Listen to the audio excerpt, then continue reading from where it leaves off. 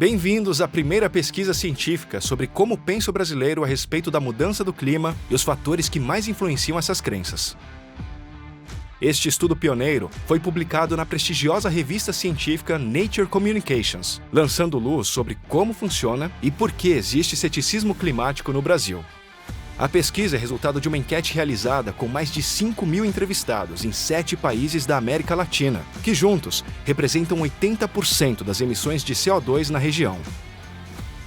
Os resultados referentes ao Brasil são impressionantes. 94% dos entrevistados reconhecem a existência da mudança do clima e 91% acreditam que ela é causada por atividades humanas. Ou seja, existe um verdadeiro consenso social sobre a realidade da mudança do clima e sua origem.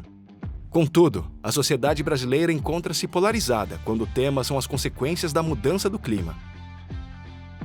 Quase metade da população questionam que a crise climática tem impacto severo sobre sua vida. De onde vêm essas crenças?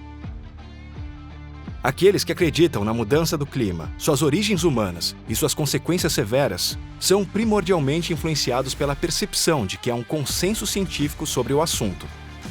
Em contrapartida, os que não acreditam são guiados, acima de tudo, por uma visão de mundo individualista.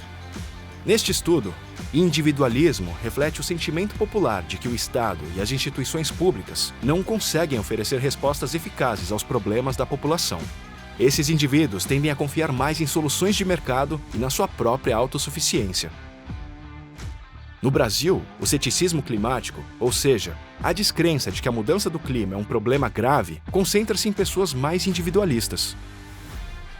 O Nordeste e o Sul do país são as regiões onde há mais cidadãos céticos.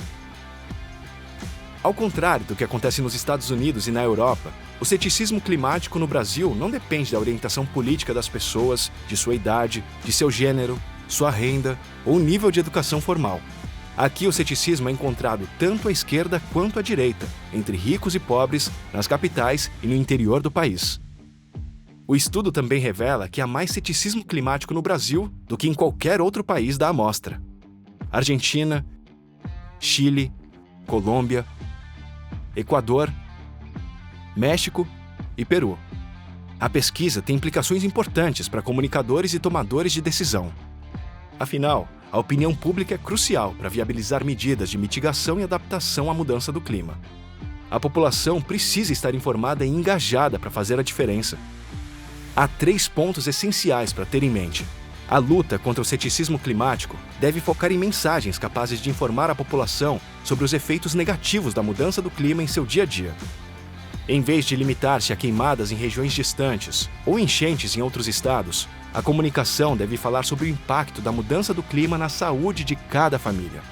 Como os céticos climáticos do Brasil são cidadãos mais individualistas, também é crucial desenvolver mensagens que destaquem o papel do mercado e da iniciativa privada na mitigação dos efeitos da mudança climática.